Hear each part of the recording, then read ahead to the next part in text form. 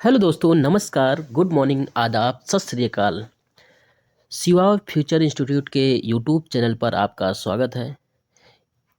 आज की वीडियो में हम चर्चा करेंगे जो पिछला वीडियो हमने बनाया था सुपर 150 सीरीज।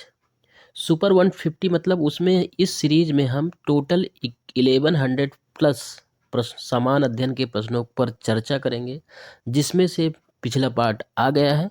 यदि आपने ना देखा हो तो आप यूट्यूब चैनल पर जाके देख लीजिएगा और कमेंट करके उत्तर दीजिएगा कि वो पार्ट आपको कैसा लगा। और ये रहा 1100 सीरीज का दूसरा पार्ट। तो आइए शुरुआत करते हैं। आज का पहला प्रश्न है, निम्नलिखित में से भाषा के आधार पर बनने वाला प्रथम राज्य कौन था? तो ये उत्तर तो सरल है, उत्तर भी सरल है और इसका प्रश्न भी लाजवाब है, क्योंकि ये प्रश्न अक्सर परीक्षाओं में दिखता ही दिखता है। तो इसका जो सही उत्तर है 151 नंबर के प्रश्न का सही उत्तर है आंध्र प्रदेश। ये भाषा के आधार पर बनने वाला प्रथम राज्य था। अगला है, दक्षिण अफ्रीका की मुद्रा का नाम क्या है? तो यहाँ की मुद्रा का नाम है 152 नंबर के प्रश्न का सही उत्तर बताओ। दक्षिण अफ्रीका की मुद्रा का नाम क्या है? तो ऑप्शन नंबर ए ये इसका सही उत्तर है। रैंड जो है दक्षिण अफ्रीका की मुद्रा का नाम है। अगला है, ऑस्ट्रेलिया की राजधानी क्या है? राजधानी तो आपको विश्व के लगभग देशों की राजधानी याद ही होगी। यदि नहीं याद होगी तो याद कर लीजिएगा, लेकिन क्योंकि अक्सर परीक्षाओं में एक राजधानी तो पूछ ही लिया जाता है। तो ऑस्ट्रेलिया की राजधानी क्या है? ऑप्शन नंबर कौन सा इसमें सही है? ऑप्शन नंबर बी, कैनबरा जो है ऑस्ट्रेलिया की राजधानी है। ठीक है, आगे है 154 नंबर का प्रश्न है, खोला मिर्च को किस क्षेत्र में जीआई टैग प्रदान किया गया? मोस्ट इंपॉर्टेंट प्रश्न, खोला मिर्च को किस क्षेत्र में जीआई टैग प्रदान किया गया? 154 नंबर के प्रश्न का जो सही उत्तर है वो कौन सा है? वो है ऑप्शन नंबर सी, खोला मिर्च को कृषि के क्षेत्र में जीआई टैग प्रदान किया गया। ऑप्शन नंबर सी इसका करेक्ट आंसर है। अगला प्रश्न है 155 नंबर का प्रश्न है कि 2013 में प्रकाशित सेगर सेगर ऑटोबायोग्राफी विद पेंटिंग्स के लेखक कौन है? 155 नंबर के प्रश्न का जो सही उत्तर है वो कौन सा है? वो है ऑप्शन नंबर सी, डी राजा सेगर। डी राजा सेगर जो हैं ये सेगर ऑटोबायोग्राफी विद पेंटिंग्स के लेखक हैं। ठीक है, अगला प्रश्न है 156 नंबर का प्रश्न है, खलीज खलीज टाइम्स समाचार पत्र का प्रकाशन स्थल कौन सा है? 156 नंबर के प्रश्न का सही उत्तर क्या है?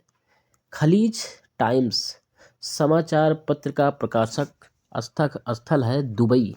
ये जो खलीज टाइम्स है ये दुबई से निकलता है। ठीक है, अगला प्रश्न है 157 नंबर का प्रश्न है, इधर है 157 नंबर का प्रश्न। खलीज टाइम तो दुबई से निकलता है। अगला प्रश्न है 157 नंबर का कि भारतीय अंतरिक्ष अनुसंधान संगठन के संस्थापक कौन थे? ये भी इम्पोर्टेंट प्रश्न है। हम इसको मोस्ट इम्पॉर्टेंट तो नहीं कह सकते, लेकिन हाँ इम्पॉर्टेंट प्रश्न है। हाँ, इसका जो स्थापना दिवस है, स्थापना का वो है सन है 1968, ये मोस्ट इम्पॉर्टेंट हो जाता है। और इसके संस्थापक कौन थे? 157 नंबर के प्रश्न का सही उत्तर कौन सा है? वो है विक्रम साराभाई जो है इसके संस्थापक थे। आगे है कि किस राज्य सरकार द्वारा कच्छ कढ़ाई को जीआई टैग प्रदान किया गया? 158 नंबर का प्रश्न का जो सही उत्तर है वो कौन सा है? कच्छ। कच्छ नाम से ही समझ आना चाहिए कि कच्छ का रण कहाँ स्थित है? गुजरात में। तो यहाँ यहीं के कच्छ कढ़ाई को जीआई टैग प्रदान किया गया। ठीक है, अगला प्रश्न है कि दिरहम किस देश की मुद्रा है? तो 159 नंबर के प्रश्न का जो सही उत्तर है वो है संयुक्त अरब अमीरात की मुद्रा का नाम है दिरहम। ठीक है, अगला प्रश्न है 160 नंबर का प्रश्न है कि निम्न में से लंदन से प्रकाशित समाचार पत्र नहीं है। इसमें से कौन सा समाचार पत्र है जो लंदन में प्रकाशित नहीं होता है? इसका जो सही उत्तर है वो बताना है। कौन सा है? पीपुल्स डेली समाचार पत्र जो है ये लंदन से प्रकाशित नहीं होता है। बाकी Daily Mail, Financial Times, Independent, ये सभी समाचार पत्र ये लंदन से ही प्रकाशित होते हैं। अगला है संक्षिप्त शब्द LTTE। LTTE का अक्षर विन्यास क्या है? ऑप्शन नंबर इसमें करेक्ट करके बताइए कि कौन सा ऑप्शन सही है। 161 नंबर के प्रश्न का जो सही उत्तर है वो है option number C, Liberation Tigers of Tamil Eelam. Liberation Tigers of Tamil इलम, इसका नाम आपने सुना होगा, लोग इसको लिट्टे लिट्टे नाम से जानते थे। राजीव गांधी ने इसका दमन किया था, ठीक है, लिट्टे, लिबरेशन टाइगर्स ऑफ तमिल इलम। अगला है निम्न में से कौन सी भारत की गुप्तचर संस्था है? उस संस्था का नाम बताना है। 162 नंबर के प्रश्न का जो सही उत्तर है वो कौन सा है? भारत की गुप्तचर संस्था, ऑप्शन नंबर सी, IB जो है यानी इंटेलिजेंट ब्यूरो जो है, इंटेलिजेंट ब्यूरो जो है ये भारत की गुप्तचर संस्था है, ठीक है, ये भारत की गुप्तचर संस्था है। अगला है 163 नंबर का प्रश्न है कश्मीरी केसर। कश्मीरी केसर जम्मू और कश्मीर केंद्र शासित प्रदेश द्वारा GI टैग प्रदान किया गया है, जो किस क्षेत्र से संबंधित है? कश्मीरी केसर को GI टैग प्रदान किया तो गया है, लेकिन ये किस क्षेत्र से संबंधित ये बताना है। कश्मीरी केसर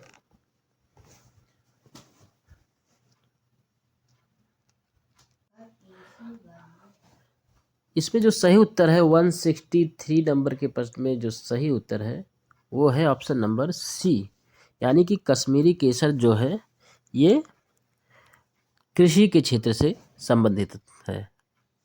अगला है 164 नंबर का प्रश्न है इंटर सर्विसेज इंटेलिजेंस किस देश की गुप्तचर संस्था है?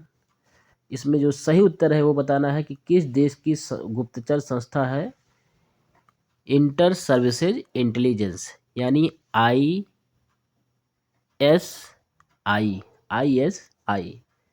तो इसका जो सही उत्तर है वो है पाकिस्तान जो है, इंटर सर्विसेज इंटेलिजेंस पाकिस्तान की गुप्तचर संस्था है।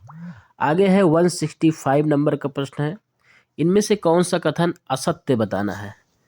असत्य कौन सा कथन है? 165 नंबर में कौन सा कथन असत्य है? तो इसमें जो असत्य है वो है मयूर गुड़ मध्य प्रदेश, ये असत्य है। बाकी सब सत्य है। पलक्कड़ के मदालम ये केरल में है, ये सत्य है। सिरसी सुपारी ये कर्नाटक की है, ये भी सत्य है। तिरूर सुपारी ये भी केरल की है, ये भी सत्य है। अगला प्रश्न है, अब बढ़ते हैं हम 166 नंबर के प्रश्न की तरफ। भारत की राजभाषा क्या है? तो भारत की राजभाषा क्या है? बहुत ही सिंपल सा प्रश्न है। इसका सही उत्तर कौन सा है? तो इसका सही उत्तर है ऑप्शन नंबर डी, भारत की राजभाषा है हिंदी, ठीक है। अगला प्रश्न है 167, संविधान की 8वीं अनुसूची में सूचीबद्ध निम्नोक्त में से कौन सी एक राज्य की राजभाषा नहीं है? तो 167 का जो सही उत्तर है वो कौन सा है? 167 का सही उत्तर है वो है ऑप्शन नंबर ए, नेपाली इसमें से राजभाषा नहीं है। आगे है 168 नंबर का प्रश्न है निम्न में से कौन सी भारत की गुप्तचर संस्था है? तो इसमें जो भारत की गुप्तचर संस्था है उसका नाम कौन सा है? तो उसका नाम है 168 नंबर का option number D, research and analysis wings, ये भारत की गुप्तचर संस्था है। आगे है 169 का जो सही प्रश्न कौन सा है? न्यूशवानस्टीन कैसल किस देश में है? न्यूशवानस्टीन कैसल ये किस देश में है? 169 नंबर के प्रश्न का सही उत्तर कौन सा है बताना है। इसका जो सही उत्तर है वो है ऑप्शन नंबर ए, न्यूशवानस्टीन कैसल जो है ये जर्मनी में स्थित है। आगे है, भारतीय राज्य नागालैंड की आधिकारिक भाषा बताना है, नागालैंड की। तो 170 नंबर के प्रश्न का जो सही उत्तर है वो कौन सा है? अंग्रेजी। नागालैंड की जो आधिकारिक भाषा है वो है अंग्रेजी। आगे है 171, इंडोनेशिया देश के समाचार पत्र का नाम बताओ जल्दी से। इंडोनेशिया देश के समाचार पत्र का नाम कौन सा है? इसका जो सही उत्तर है वो है option number D, Merdeka. Merdeka Indonesia देश का समाचार पत्र है। आगे है 172 नंबर का प्रश्न है, भारत में जीआई टैग कौन जारी करता है? मोस्ट इंपॉर्टेंट प्रश्न है, 4 स्टार का प्रश्न है कि भारत में जीआई टैग कौन जारी करता है। 172 का कौन सा ऑप्शन सही है इसमें? ऑप्शन नंबर बी, भौगोलिक संकेत रजिस्ट्री। भारत में जीआई टैग जारी करता है भौगोलिक संकेत रजिस्ट्री जो है ये जारी करता है। अगला है, क्राउन किस देश की मुद्रा है? क्राउन, क्राउन के बारे में बताना है, ये किस देश की मुद्रा है? 173 नंबर का ऑप्शन नंबर सी इसमें करेक्ट आंसर है। ये डेनमार्क की मुद्रा है क्राउन। ठीक है। अगला प्रश्न है कि 174 नंबर का प्रश्न है कि कुर्ग संतरा को जीआई टैग कृषि के क्षेत्र में प्रदान किया गया, ये किस राज्य से संबंधित है? कुर्ग संतरा। ऑप्शन नंबर इसमें कौन सा सही है? ऑप्शन नंबर बी सही है। कुर्ग संतरा का संबंध है कर्नाटक राज्य से। ठीक है। अगला प्रश्न है 175 नंबर का प्रश्न है, गार्डियन समाचार पत्र। ये इम्पोर्टेंट है क्योंकि अक्सर ये दिखता है टीवी चैनल पर, गार्डियन समाचार पत्र का प्रकाशन स्थल कौन सा है? 175 का जो सही उत्तर है वो है ऑप्शन नंबर डी, लंदन से प्रकाशित होता है गार्डियन समाचार पत्र। ठीक है। आगे है 176 नंबर के प्रश्न की तरफ चलते हैं। 176 नंबर का प्रश्न है, भीमबेटका की गुफाओं की खोज किसने की थी? ये भी इम्पोर्टेंट है। यदि हिस्ट्री से प्रश्न पूछा जाता है तो ये इम्पोर्टेंट है कि भीमबेटका की गुफाओं की खोज किसने किया था? तो 176 का जो सही उत्तर है वो option number D, BS. Wakadkar ने भीमबेटका की गुफाओं की खोज की थी। आगे है, युगांडा की मुद्रा का नाम बताना है। युगांडा की मुद्रा का नाम बताना है, कौन सी है? 177 नंबर का प्रश्न है। तो इसका जो सही उत्तर है वो है ऑप्शन नंबर बी, शिलिंग जो है ये युगांडा की मुद्रा है। शिलिंग जो है युगांडा की मुद्रा है।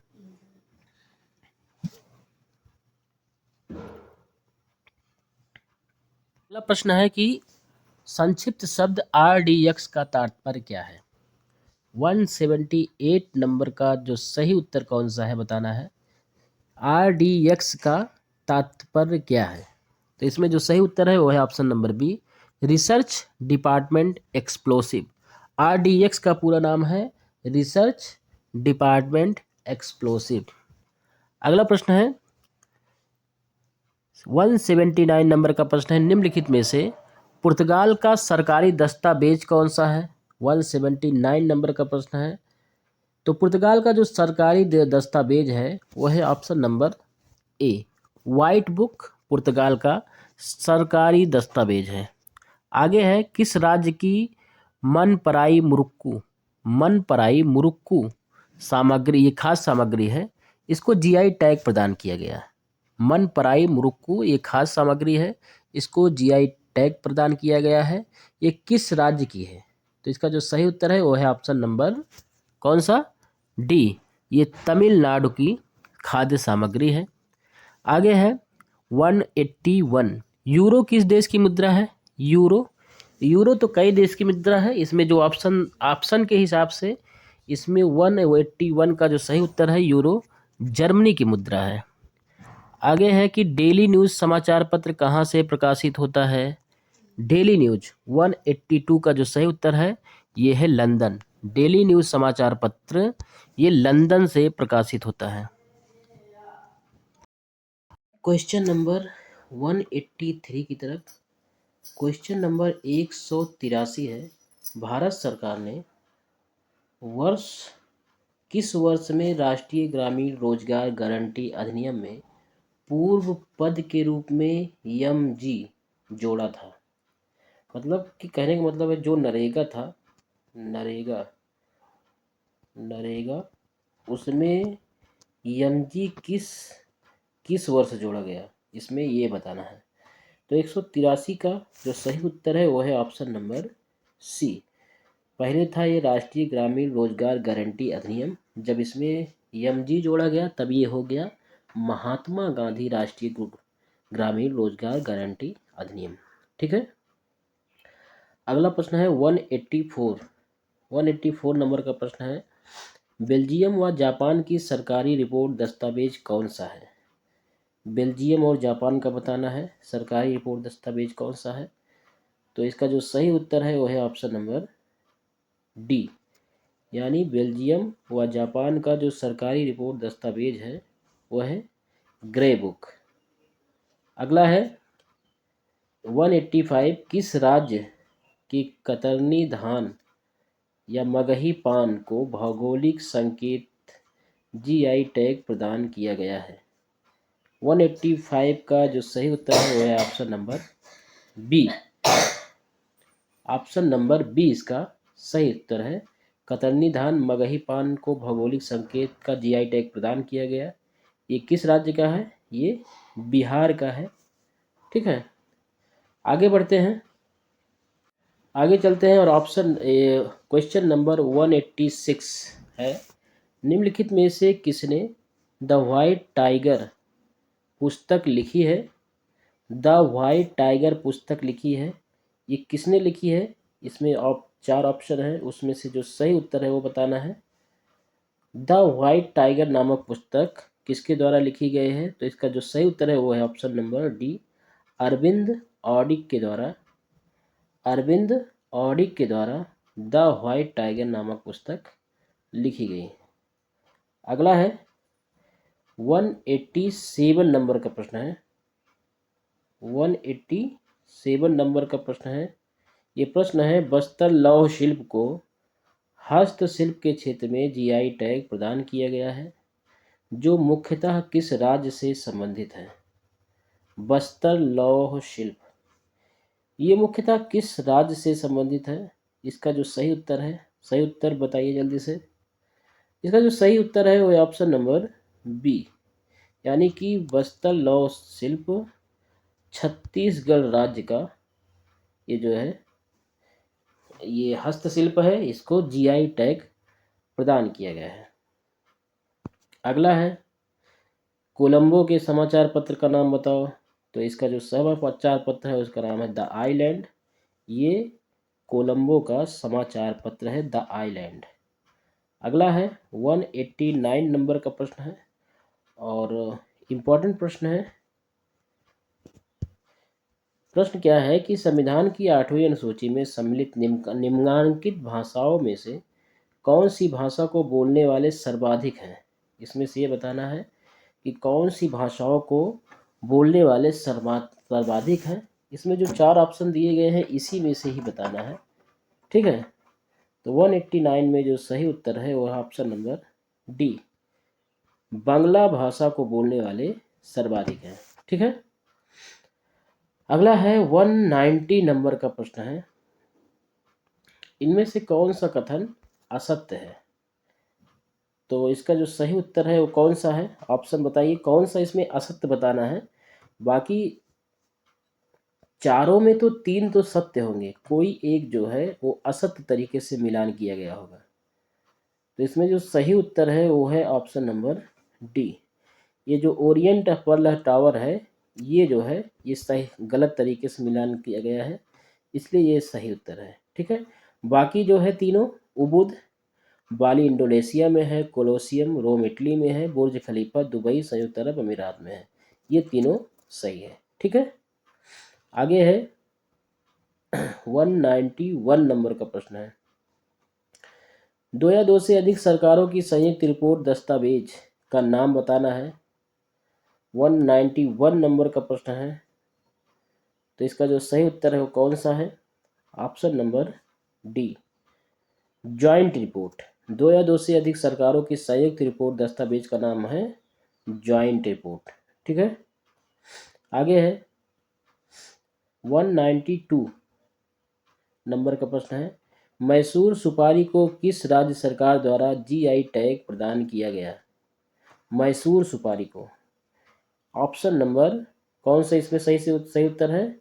और इसका सही उत्तर है 192 का ऑप्शन नंबर डी, मैसूर सुपारी को कर्नाटक सरकार द्वारा जीआई टैग प्रदान किया गया।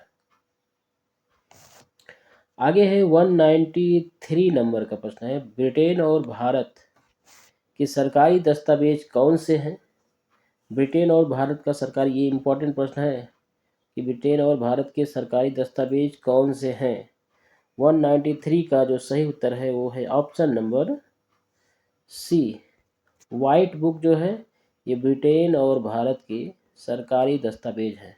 दोस्तों ध्यान रखिएगा, यदि इसमें आपको कोई भी प्रश्न गलत मिलता है तो इसको कमेंट में आप ज़रूर बताइएगा कि कौन सा प्रश्न गलत था, उसको हम सुधार करवा लेंगे। ठीक है, आगे बढ़ते हैं। अगला प्रश्न है 194 नंबर का प्रश्न है कि PSLV शब्द संक्षेप में क्या तात्पर्य है इसका? PSLV का संक्षेप में इसका तात्पर्य बताना है। इसमें जो सही उत्तर है वो है ऑप्शन नंबर बी, PSLV मतलब P मतलब पोलर, S मतलब सैटेलाइट, L मतलब लॉन्च और V मतलब vehicle. Polar satellite launch vehicle जो है यही PSLV का फुल फॉर्म है। ठीक है, PSLV। आगे बढ़ते हैं और क्वेश्चन नंबर 195 की तरफ चलते। तो 195 नंबर का प्रश्न है कि भौगोलिक संकेत टैग पाने वाला पहला भारतीय उत्पाद कौन सा था? तो ये मोस्ट इम्पॉर्टेंट प्रश्न है, 4 स्टार का प्रश्न है कि भौगोलिक संकेत पाने वाला पहला भारतीय उत्पाद कौन सा था? तो इसका जो सही उत्तर है 195 का है वो है ऑप्शन नंबर ए, दार्जिलिंग चाय। ऑप्शन नंबर ए इसका सही उत्तर है। आगे है वोन किस देश की मुद्रा है? वोन जो है वो किस देश की मुद्रा है? इसको सही उत्तर बताइए जल्दी से गेस करके। वोन किस देश की मुद्रा है? तो इसका जो सही उत्तर है वो है ऑप्शन नंबर बी, वोन जो है वो उत्तर कोरिया की मुद्रा है। ठीक है, आगे है 197 नंबर का प्रश्न है। इसमें क्या है कि 2018 में post colonial element in Amitabh Ghosh सा द शैडो लाइन्स के लेखक कौन है? इतना कठिन पुस्तक का नाम ही है, लेकिन इतना ध्यान रखिएगा कि इतना कठिन, यदि पोस्ट कोलोनियल यही आ गया तो समझिए आप समझ जाइएगा। और उसमें जो सही उत्तर है वो कौन सा है, इस पुस्तक के लेखक कौन है ये बताना है। इसमें 197 में इस पुस्तक के लेखक हैं अमिताभ घोष, यानी ऑप्शन नंबर डी इसमें करेक्ट ऑप्शन है। अमिताभ घोष इसके लेखक हैं। आगे बढ़ते हैं 198 नंबर के प्रश्न पर बढ़ते हैं। 198 नंबर का प्रश्न है, द सेंट्रल इंटेलिजेंस एजेंसी यानी CIA A federal bureau of investigation किस देश की गुप्तचर संस्था है? CIA किस देश की गुप्तचर संस्था है, इसको बताना है। तो इसमें जो सही ऑप्शन है वो कौन सा है?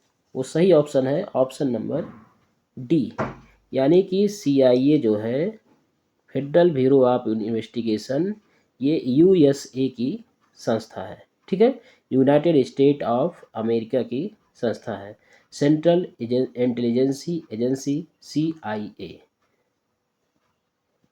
आगे है 199 नंबर का प्रश्न, कौन सा विश्व धरोहर स्थल सम्मिलित नहीं किया गया है? कौन सा विश्व धरोहर स्थल सम्मिलित नहीं किया गया है? इसमें ऑप्शन में कौन सा है? खजुराहो मंदिर है, सांची का स्तूप है, ग्वालियर का किला है, भीमबेटका की गुफा है। इसमें जो सही उत्तर है वो है ऑप्शन नंबर बी, यानी कि ग्वालियर के किला को सम्मिलित नहीं किया गया है। आगे बढ़ते हैं। अगला प्रश्न है कि 200 नंबर का प्रश्न है। 200वां प्रश्न है, निश्चित समय अंतराल पर की जाने वाली जनसंख्या की आधिकारिक गणना को कहा जाता है। इसमें सही उत्तर कौन सा है? क्वेश्चन नंबर 200 में सही ऑप्शन है कौन सा? ऑप्शन नंबर बी, यानी कि जनगणना कहा जाता है। किसके लिए? निश्चित समय अंतराल पर की जाने वाली आधिकारिक गणना को जनगणना कहा जाता है। तो इसमें ऑप्शन नंबर बी इसका करेक्ट आंसर है। आगे बढ़ते हैं। 201 नंबर का प्रश्न है। इस प्रश्न में क्या है कि ये प्रश्न है कि इसमें फिल करना है सबसे पहले। क्या इसमें फिल होगा? ठीक है। परिवर्तन की एक तरह की मात्रात्मक और गुणात्मक प्रक्रिया है जिसे मापा नहीं जा सकता। ऑप्शन है ग्रोथ, प्रोग्रेस, डेवलपमेंट या इवोल्यूशन। तो इसका जो सही उत्तर है 201 नंबर के प्रश्न का जो सही उत्तर है वो है ऑप्शन नंबर डी, इवोल्यूशन को। इवोल्यूशन परिवर्तन की एक तरह की मात्रात्मक और गुणात्मक प्रक्रिया है जिसे मापा नहीं जा सकता। तो ऑप्शन नंबर डी इसका करेक्ट आंसर है। आगे बढ़ते हैं और पढ़ते हैं ऑप्शन नंबर प्रश्न नंबर 202 की तरफ। 202 नंबर का प्रश्न है, भारत में हॉर्नबिल त्योहार किस महीने में मनाया जाता है? तो ऑप्शन है मार्च, जुलाई, दिसंबर, मई। तो इसका जो सही उत्तर है 202 नंबर के प्रश्न का वो है ऑप्शन नंबर बी, यानी कि दिसंबर महीने में हॉर्नबिल त्योहार दिसंबर महीने में मनाया जाता है। ऑप्शन नंबर बी इसका करेक्ट आंसर है। ठीक है। आगे बढ़ते हैं और है 203 नंबर का प्रश्न है। अगला है 203 नंबर का प्रश्न है। ये प्रश्न है, प्रश्न का नाम है कि निम्न में से किस भारतीय संगीतज्ञ को हिंदुस्तानी शास्त्रीय संगीत की को व्यवस्थित संहिताबद्ध करने में उनकी भूमिका के लिए जाना जाता है, जिससे भारत की संगीत विरासत की आधुनिक शिक्षा के लिए आधार तैयार हुआ। तो इसमें जो सही उत्तर है वो कौन सा है? इसमें सही उत्तर आपको बताना है। ऑप्शन नंबर ए इसमें सही उत्तर है पंडित विष्णु नारायण भातखंडे। पंडित विष्णु नारायण भातखंडे जो हैं, इनको भारतीय संगीतज्ञ को हिंदुस्तानी शास्त्रीय संगीत को व्यवस्थित और संहिताबद्ध करने में उनकी अहम भूमिका के लिए जाना जाता है, पंडित विष्णु नारायण भातखंडे को। आगे बढ़ते हैं। अगला प्रश्न है 204 नंबर के प्रश्न की तरफ बढ़ते हैं। 204 नंबर का प्रश्न है, भारतीय अंतरिक्ष अनुसंधान संगठन के संस्थापक कौन थे? तो ये इम्पोर्टेंट भी है और इसका जो सही उत्तर है वो है option number B, Vikram Sarabhai जो थे वो भारतीय अंतरिक्ष अनुसंधान संगठन के संस्थापक थे। ठीक है। अगला प्रश्न है 205 नंबर का प्रश्न है। ये प्रश्न है, निम्नलिखित में से किसे जयपुर अतरौली घराने की स्थापना विशेष रूप से तबला वादन के क्षेत्र में उनके योगदान के लिए जाना जाता है? तो उनका नाम बताना है। सही उत्तर कौन सा है? 205 नंबर के प्रश्न में जो सही उत्तर है वो है ऑप्शन नंबर सी, उस्ताद अल्लाह दिया खान को। उस्ताद अल्लाह दिया खान को जयपुर अतरौली घराने की स्थापना विशेष रूप से तबला वादन के क्षेत्र में उनके योगदान के लिए जाना जाता है, उस्ताद अल्लाह दिया खान को। ठीक है। आगे है 206 नंबर का प्रश्न है, मलमल निम्न में से किसे एक बेहतरीन किस्म है? मलमल जो है किसकी एक बेहतरीन किस्म है? ऑप्शन है, 4 ऑप्शन है, क्रेप, शिफॉन, लिनेन, मास्लिन। तो इसमें जो सही उत्तर है 206 नंबर के प्रश्न का सही उत्तर कौन सा है? इसका जो सही उत्तर है वो है ऑप्शन नंबर डी, मसलिन। मलमल जो है ये मसलिन की एक बेहतरीन किस्म है। आगे बढ़ते हैं और बढ़ते हैं 207 नंबर के प्रश्न की तरफ। 207 नंबर का प्रश्न है कि भारतीय खिलाड़ी पौलोमी घटक कौन सा खेल खेलती थी? मतलब पौलोमी घटक जो थी वो कौन सा खेल खेलती थी ये बताना है। ऑप्शन में क्रिकेट है, टेबल टेनिस है, स्क्वाश है, बैडमिंटन है। तो 207 नंबर के प्रश्न का सही उत्तर बताइए। तो इसका जो सही उत्तर है वो option number C, table tennis. जो पौलोमी घटक थी वो टेबल टेनिस खेलती थी। ठीक है, आगे बढ़ते हैं। प्रश्न नंबर है 208। निम्नलिखित में से कौन सा अरुणाचल प्रदेश में आदि समुदाय का सामाजिक धार्मिक त्योहार है? आदि समुदाय का सामाजिक धार्मिक त्योहार है। ऑप्शन है, 4 ऑप्शन है, बोहाग बिहू, राजगीर नृत्य उत्सव, छठ पूजा या सोलुंग उत्सव। तो 208 नंबर के प्रश्न का जो सही उत्तर है वो कौन सा है? तो इसका जो सही उत्तर है वो है ऑप्शन नंबर डी, सोलुंग उत्सव। सोलुंग उत्सव जो है ये अरुणाचल प्रदेश में आदि समुदाय का सामाजिक धार्मिक त्योहार है। कौन से समुदाय का? आदि समुदाय का सामाजिक धार्मिक त्योहार है। ठीक है, सोलुंग उत्सव। आगे बढ़ते हैं और है 209 नंबर का प्रश्न। 209 नंबर का प्रश्न है, भारत सरकार द्वारा शुरू किए गए नव भारत साक्षरता कार्यक्रम में किस आयु वर्ग को शामिल करने का लक्ष्य रखा गया है? नव भारत साक्षरता कार्यक्रम में किस आयु वर्ग को शामिल करने का लक्ष्य रखा गया है? तो इसका जो ऑप्शन है इसमें से कौन सा ऑप्शन सही है? 209 नंबर प्रश्न में जो सही ऑप्शन है वो ऑप्शन नंबर ए, यानी कि 15 वर्ष और उससे अधिक आयु वर्ग को नव भारत साक्षरता कार्यक्रम में शामिल करने का लक्ष्य रखा गया है। ठीक है, आगे बढ़ते हैं।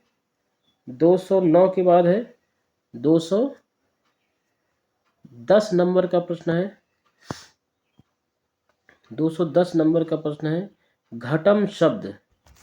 घटम शब्द जो है ये कर्नाटक संगीत प्रदर्शन में प्रायः उपयोग किए जाने वाले किस ताल वाद्य से संबंधित है? तो 210 नंबर के प्रश्न का जो सही उत्तर है वो कौन सा है?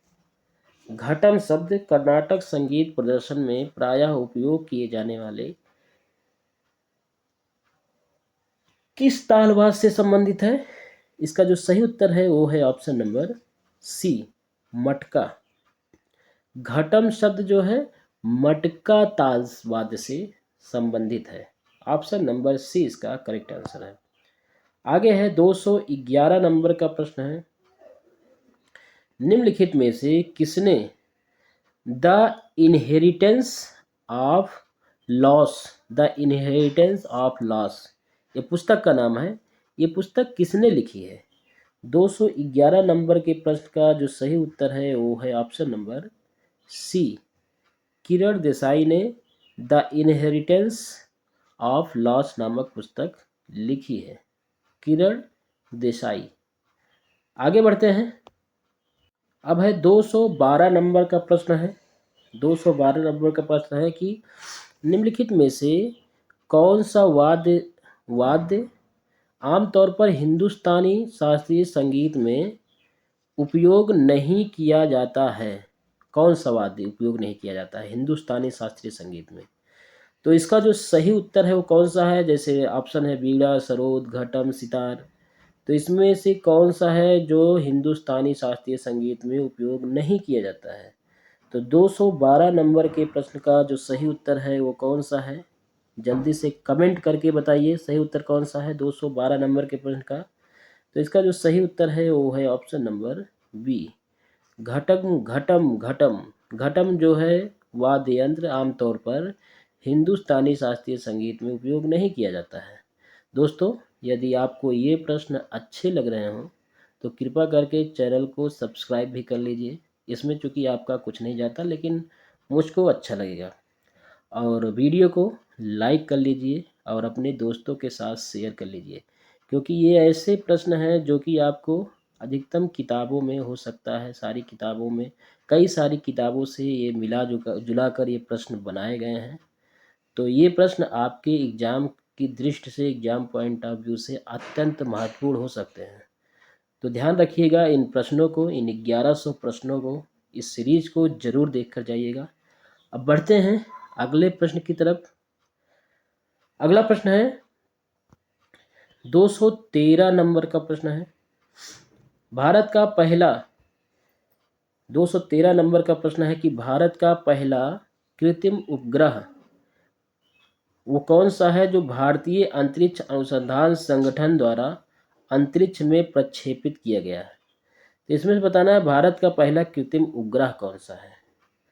तो 213 नंबर के प्रश्न का जो सही उत्तर है वो है ऑप्शन नंबर डी, यानी जो आर्यभट्ट है वो भारत का पहला कृत्रिम उपग्रह है जिसको भारतीय अंतरिक्ष अनुसंधान संगठन द्वारा अंतरिक्ष में प्रक्षेपित किया गया। और ये उपग्रह कब प्रक्षेपित किया गया था? 1975 को ये प्रक्षेपित किया गया था। ठीक है, आगे बढ़ते हैं। अगला प्रश्न है 214 नंबर का प्रश्न है। प्रश्न नंबर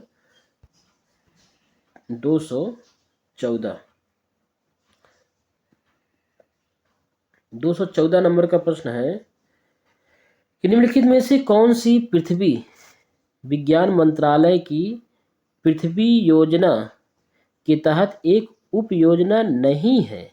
ये जो नहीं है वाले प्रश्न है ये ज़्यादा परेशान करते हैं। नहीं है बताना, इसमें पृथ्वी विज्ञान मंत्रालय की पृथ्वी योजना के तहत कौन सी उप योजना नहीं है बताना है। तो इसमें 4 ऑप्शन है, इसमें से बताना इन चारों ऑप्शन में से कौन सी पृथ्वी योजना के तहत उप योजना नहीं है। ठीक है, बाकी 3 इसमें से होंगे, जो कि 3 ही इसमें से पृथ्वी योजना के उप योजना होंगे, सिर्फ एक ही नहीं होगा। वो कौन सा ऑप्शन सही है 214 नंबर के प्रश्न का? तो इसका जो सही उत्तर है वो है ऑप्शन नंबर सी, यानी कि जो ओशियन मॉडलिंग एजेंडा है ओमेगा, ये जो है पृथ्वी योजना के लिए उप योजना नहीं है। बाकी तीनों polar science and cryosphere research, atmosphere and climate research, modelling observing systems and services cross जिसको बोलते हैं, और सिस्मोलॉजी एंड जियो साइंस यानी सेग जिसको बोलते हैं, ये तीनों पृथ्वी योजना के तहत एक उप योजना है। ठीक है, आगे बढ़ते हैं और पहुंचते हैं 215 नंबर के प्रश्न पर। 215 नंबर का प्रश्न है कि निम्नलिखित में से किसे हिंदुस्तानी शास्त्रीय संगीत की एक प्रमुख वंशावली घराना के प्रवर्तक के रूप में श्रेय दिया जाता है? तो इसमें से किसको श्रेय दिया जाता है? ऑप्शन 4 ऑप्शन है, उसमें से कौन सा ऑप्शन सही है? तो इसका जो सही उत्तर है वो है ऑप्शन नंबर सी, यानी कि उस्ताद अब्दुल करीम खान को हिंदुस्तानी शास्त्रीय संगीत की प्रमुख वंशावली घराना के प्रवर्तक के रूप में श्रेय दिया जाता है। तो 215 का सही ऑप्शन है ऑप्शन नंबर सी, उस्ताद अब्दुल करीम खान। ठीक है, आगे बढ़ते हैं 216 नंबर के प्रश्न पर। भारत में 216 नंबर का प्रश्न है कि भारत में विक्टोरिया मेमोरियल, आप तो गए होंगे विक्टोरिया मेमोरियल, ज़्यादातर लोगों ने देखा होगा, ये कोलकाता में है, का वास्तुकार निम्न में से कौन था? शायद अभी विक्टोरिया मेमोरियल का नाम बदलकर कुछ दूसरा किया गया है। आप कमेंट करके बताइएगा, मुझको ध्यान में नहीं है अभी कि विक्टोरिया मेमोरियल का नाम बदलकर क्या किया गया है। ठीक है, और ये इम्पॉर्टेंट भी हो सकता है कि विक्टोरिया मेमोरियल का नया नाम क्या है। तो इसमें फिलहाल इस प्रश्न में तो बताना है कि इसका वास्तुकार कौन था। तो 216 का जो सही उत्तर है वो है ऑप्शन नंबर सी। 216 का जो सही ऑप्शन है वो है ऑप्शन नंबर सी, यानी विलियम एमर्सन। विक्टोरिया मेमोरियल का वास्तुकार है विलियम एमर्सन। अगला प्रश्न है 217 नंबर का प्रश्न है। प्रश्न है कि reenchant reenchant master works of sculpture in village temples of Bihar and Orissa, ये पुस्तक का नाम है। ध्यान रखिएगा, इतना बड़ी पुस्तक है। Reenchantment master works of sculpture in village temples of Bihar and Orissa, इस पुस्तक को किसने लिखा था ये बताना है। तो इसमें जो सही उत्तर है वो कौन सा है, जल्दी से बताइए। बहुत बड़ी पुस्तक है। तो इस पुस्तक का नाम लिखने वाले वो महानुभाव का नाम बताना है कौन है। 217 को जो सही उत्तर है वो है ऑप्शन नंबर सी, यानी रॉबर्ट एन लिन रोथ। छोटा नाम नहीं रख सकते थे। रॉबर्ट एन लिन रोथ ने इतनी बड़ी पुस्तक लिखी है, reenchantment master works of sculpture in village temples of Bihar और उड़ीसा। ठीक है। अब है 218 नंबर का प्रश्न है। थाट नाम आपने सुना होगा। थाट पद्धति है, इसके अंतर्गत हिंदुस्तानी रागों को व्यवस्थित करने का श्रेय किसे दिया जाता है। ऑप्शन है, चारों ऑप्शन में कौन है जिनको थाट पद्धति के अंतर्गत हिंदुस्तानी रागों को व्यवस्थित करने का श्रेय दिया जाता है, उन महानुभाव का नाम बताना है वो कौन है। तो 218 का जो सही उत्तर है वो है ऑप्शन नंबर बी, पंडित विष्णु नारायण भातखंडे। पंडित विष्णु नारायण भातखंडे जो महानुभाव हैं, इन्हीं को पंडित विष्णु नारायण भातखंडे इन्हीं को हिंदुस्तानी रागों को व्यवस्थित करने का श्रेय दिया जाता है। ठीक है, थाट पद्धति के अंतर्गत। आगे बढ़ते हैं। अगला प्रश्न है कौन सा। अगला प्रश्न है कि 219 नंबर का प्रश्न है कि भारत की सर्वकालिक न्यूनतम जनसंख्या के कारण निम्नलिखित में से किस वर्ष को महान विभाजन वर्ष कहा जाता है। तो इसका सही उत्तर कौन सा है, 1941, 31, 11, 21। इसमें सही उत्तर कौन सा है कि महान विभाजन वर्ष। ये प्रश्न जो है इम्पोर्टेंट भी हो सकता है, बहुत इंपॉर्टेंट प्रश्न है ये, कि भारत की सर्वकालिक न्यूनतम जनसंख्या के कारण निम्नलिखित में से किसी महान विभाजन वर्ष, ये कई परीक्षाओं में पूछा गया है। ध्यान रखिएगा इस प्रश्न को, 4 स्टार का प्रश्न है। महान विभाजन वर्ष किस वर्ष को कहा गया है। तो इसमें जो सही उत्तर है 219 नंबर के प्रश्न में, आप एक बार बताइए कौन सा उत्तर सही है, कमेंट में बताइए जल्दी से। इसमें जो सही उत्तर है वो है ऑप्शन नंबर डी, यानी कि 1921 को महान विभाजन वर्ष माना गया है। तो इसमें जो सही उत्तर था वो कौन सा था, ऑप्शन नंबर डी, 1921 के वर्ष को महान विभाजन वर्ष कहा जाता है। आगे बढ़ते हैं। 220 नंबर का प्रश्न है, बहुत बड़ा प्रश्न है यार। 220 नंबर का प्रश्न है, कौन सा है। प्रश्न क्या है कि भारत में कर्नाटक संगीत के लिए निम्न में से कौन सा कथन सत्य है। कौन सा कथन इसमें सत्य है ये बताना है। कर्नाटक संगीत के लिए ऑप्शन नंबर कौन सा इसमें सही है। ऑप्शन है, इसमें ऑप्शन भी पढ़ देता हूँ कि गीतम सबसे सरल प्रकार की रचना है, ख्याल कर्नाटक शास्त्रीय संगीत का हिस्सा है, पद तेलुगु और तमिल भाषाओं में विद्वानों की रचनाएं हैं। तो इसमें ऑप्शन दिए गए हैं, कौन सा ऑप्शन सही है। 220 नंबर का जो सही ऑप्शन है वो कौन सा है बताइए जल्दी से।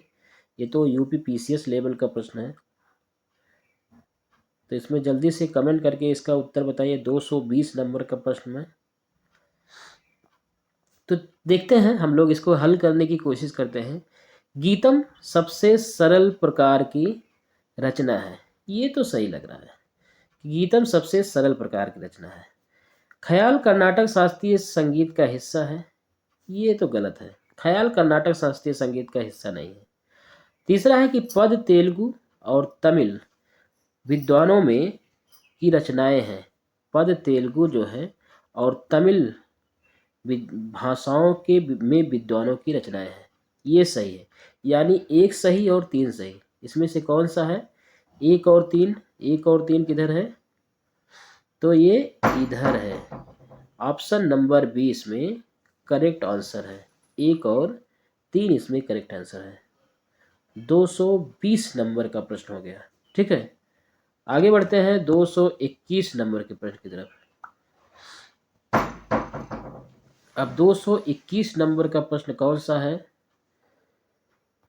प्रश्न है कि women freedom fighters of India पुस्तक किसने लिखी है? Women freedom fighters of India पुस्तक किसने लिखी है? ऑप्शन है संजय यादव, अरविंद अडिगा, ईबी हैबल, शशि थरूर। तो इसका जो सही उत्तर है वो कौन सा है? Women freedom fighters of India, ये पुस्तक किसने लिखी है? 221 नंबर के प्रश्न का सही उत्तर बताना है। तो सही उत्तर है ऑप्शन नंबर ए, संजय यादव के द्वारा women freedom fighters of India नामक पुस्तक लिखी गई है। ठीक है, आगे बढ़ते हैं। 222 नंबर का प्रश्न है, निम्नलिखित में से कौन सा संगीत एक रूप है? संगीत का एक रूप है। ऑप्शन ध्रुपद, भाण पाथेर, नावोरिया गीत, सूफियाना कलाम। इसमें सही उत्तर कौन सा है? सही उत्तर बताना है। सही उत्तर कौन सा है जो कि संगीत का एक रूप हो? 222 नंबर के प्रश्न का जो सही उत्तर है वो है ऑप्शन नंबर बी, यानी नावेरिया गीत जो है ये संगीत का एक रूप है। नवोरिया गीत जो है ये संगीत का एक रूप है। आगे बढ़ते हैं। 223 नंबर का प्रश्न है। 223 नंबर का प्रश्न है कि विश्व बैंक में शामिल है कौन? WTO, IBRD, GATT, IMF। तो 223 नंबर का प्रश्न जो सही है और सही उत्तर है वो है ऑप्शन नंबर सी, WTO में शामिल है IBRD। ऑप्शन नंबर सी इसका करेक्ट आंसर है। ठीक है, आगे बढ़ते हैं। 224 नंबर का प्रश्न है कि भारतीय खिलाड़ी गौरव घई कौन सा खेल खेलते हैं? तो ऑप्शन है फुटबॉल, गोल्फ, क्रिकेट, हॉकी। तो इसमें से जो सही उत्तर है वो कौन सा है? गौरव घई नाम आपने सुना होगा, ये कौन सा खेल खेलते हैं? तो 224 नंबर के प्रश्न का जो सही उत्तर है वो है ऑप्शन नंबर सी, गौरव घई जो है ये महानुभाव गोल्फ का खेल खेलते हैं। गोल्फ हमने तो कभी नहीं खेला, आप खेलते हैं कि नहीं आप कमेंट करके बताइएगा। गोल्फ अमीरों वाला गेम है। अगला है 225 नंबर का प्रश्न है। फरवरी 1974 में भूकंपीय अन्वेषण पोत एकेडमिक आर्कानजेंसी से रूसी और भारतीय टीम द्वारा खोजे गए मुंबई हाई फील्ड, पहले बॉम्बे हाई फील्ड था, में उत्पादन किस वर्ष शुरू हुआ? इसको बताना है। इसमें उत्पादन किस वर्ष शुरू हुआ जिसको फरवरी 1974 में खोजा गया था? ऑप्शन है 1978, 75, 81, 76। इसमें जो सही उत्तर है 225 नंबर के प्रश्न का सही उत्तर है ऑप्शन नंबर डी, यानी कि इसमें उत्पादन जो है 1976 में शुरू हुआ था। ठीक है, आगे बढ़ते हैं। 226 नंबर के प्रश्न की तरफ बढ़ते हैं। तो ये प्रश्न है कि प्रसिद्ध गायिका गिरिजा देवी जो अपनी ठुमरी प्रस्तुतियों के लिए जानी जाती हैं किस घराने से संबंधित है? ये बताना है कि ये किस घराने से संबंधित है, गिरजा देवी। तो और ये महत्वपूर्ण प्रश्न भी है, ये ध्यान रखिएगा, गिरजा देवी नाम अक्सर पूछ लिया जाता है। ये किस घराने से संबंधित है ये बताना है। 226 नंबर के प्रश्न का सही उत्तर बताइए। तो इसका जो सही उत्तर है वो है ऑप्शन नंबर सी। तो गिरजा देवी जो है ये बनारस घराने से संबंध रखती हैं। बनारस घराने का इनका संबंध है। ठीक है, आगे है 200, कौन सा प्रश्न है, 227 नंबर का प्रश्न की तरफ बढ़ते हैं अब। तो ये प्रश्न है कि निम्नलिखित में से कौन सा युग्म भारतीय कैलेंडर के अनुसार ऋतुएं और महीने, ये गलत है। भारतीय कैलेंडर के अनुसार कौन सा युग्म इसमें से गलत है। तो एक युग्म इसमें से गलत है, बाकी 3 युग्म इसमें से सही हैं, और इसमें से आपको वही बताना है जो गलत है। जैसे इसका जो सही उत्तर है 227 नंबर के प्रश्न का जो सही उत्तर है जो कि गलत है, ठीक है, वो है ऑप्शन नंबर बी, यानी कि हेमंत का संबंध माघ और फाल्गुन से नहीं है। ठीक है, बाकी इन तीनों का संबंध जो है, जैसे बसंत का चैत बैसाख से है, शरद का अश्विनी कार्तिक से संबंध है, वर्षण श्रावण भाद्र से संबंध है, इन तीनों का संबंध सही है।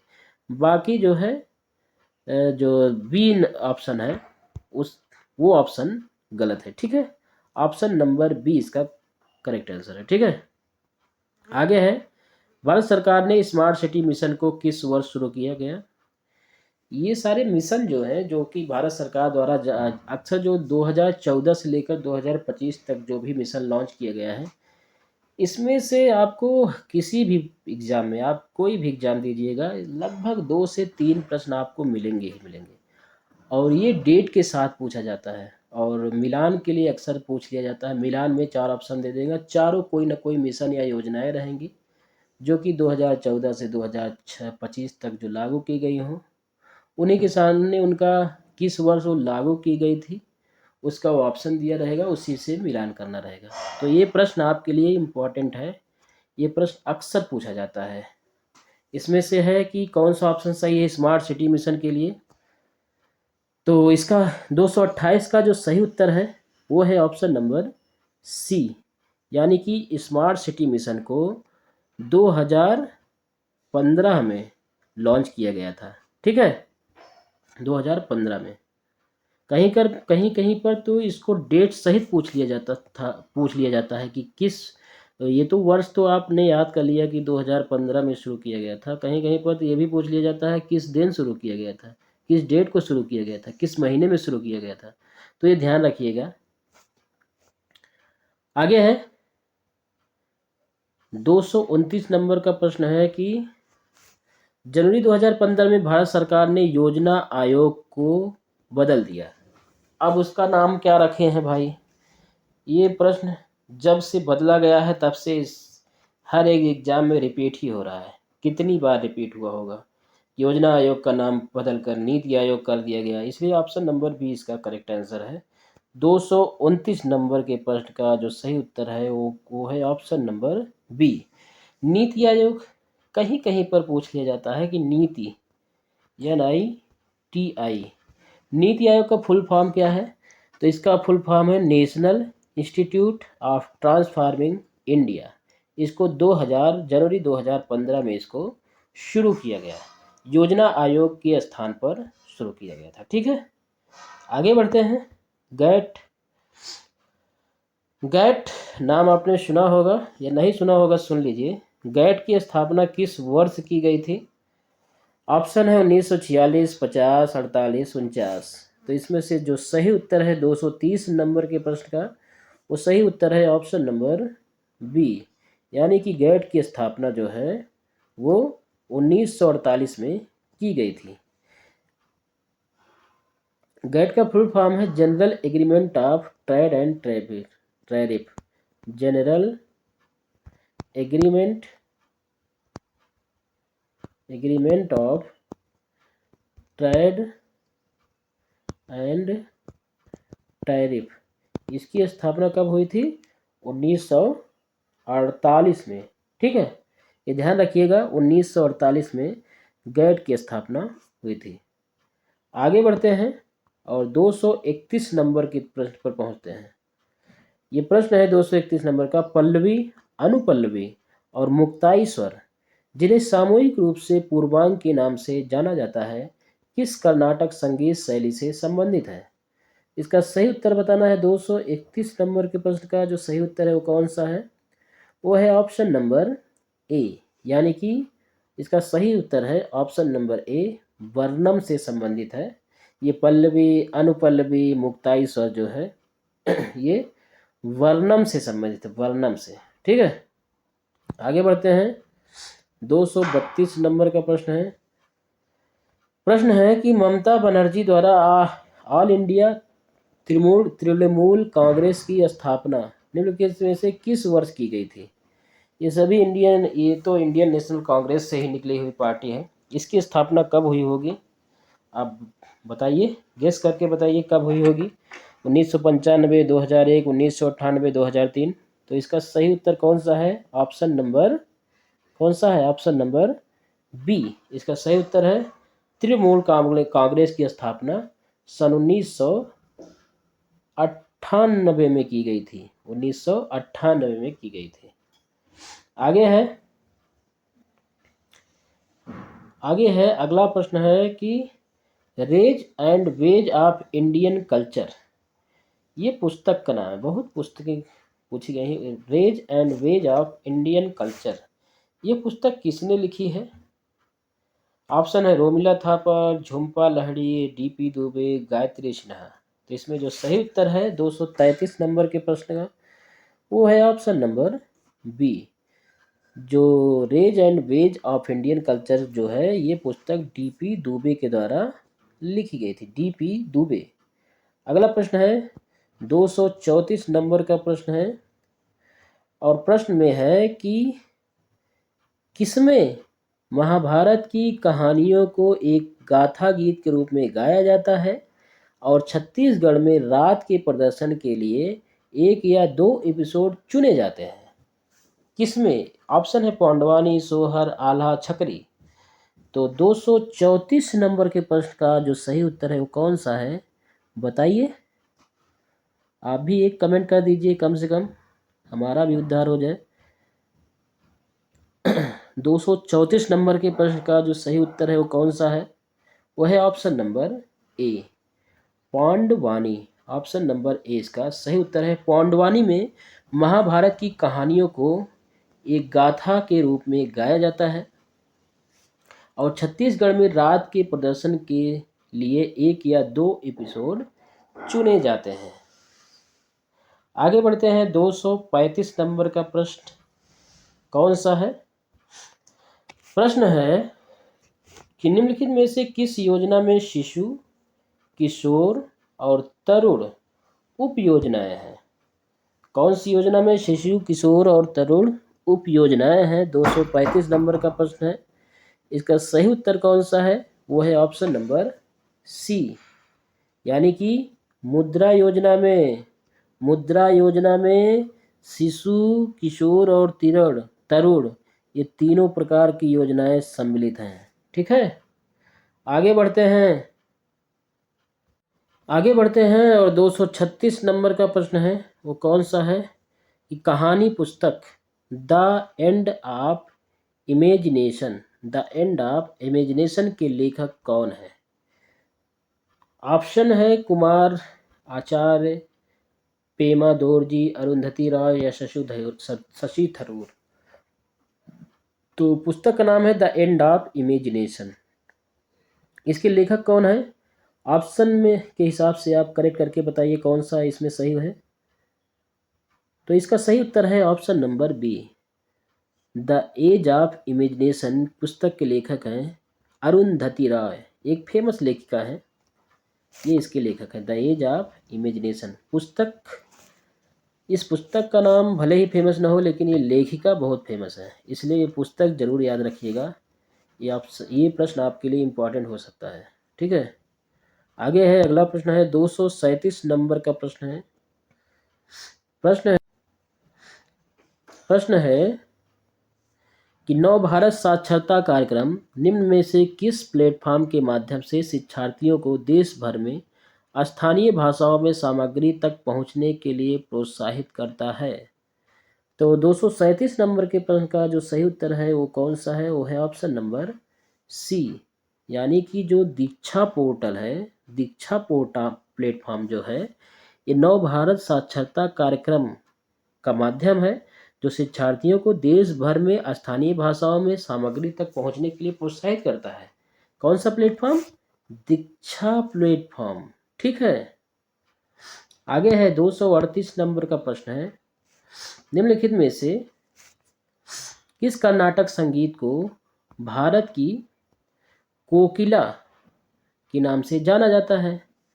तो कर्नाटक गायक को किस कर्नाटक गायक को भारत की कोकिला के नाम से जाना जाता है? तो इसमें जो सही उत्तर है 238 नंबर के प्रश्न का वो है ऑप्शन नंबर ए। 238 नंबर के प्रश्न का जो सही उत्तर है वो है ऑप्शन नंबर बी, यानी कि MS सुब्बुलक्ष्मी। MS सुब्बुलक्ष्मी को कर्नाटक गायक के कर्नाटक में भारत की कोकिला के नाम से जाना जाता है। ठीक है, आगे है 239 नंबर का प्रश्न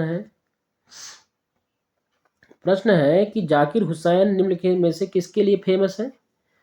तो ये इम्पोर्टेंट प्रश्न भी है और सरल भी है, आप लोगों को पता होगा कि 239 नंबर का प्रश्न का उत्तर क्या है।